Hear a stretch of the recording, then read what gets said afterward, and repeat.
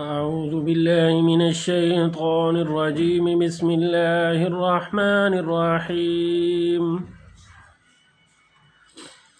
يا أيها الذين آمنوا كتب عليكم القصاص في القتلى، الحر بالحر والعبد بالعبد والأنثى بالأنثى، فمن عفي له من أخيه شيء فاتباع بالمعروف وأداء إليه بإحسان، ذلك تخفيف من ربكم ورحمة، فمن اعتدى بعد ذلك فله عذاب أليم.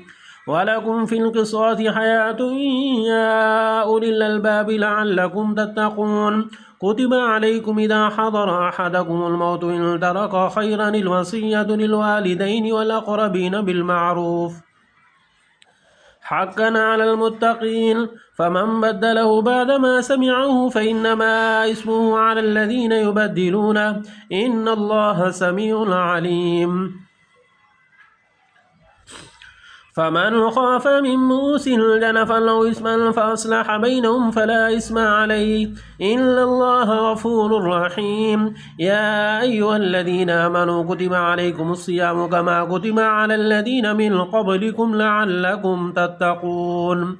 صدق الله العظيم.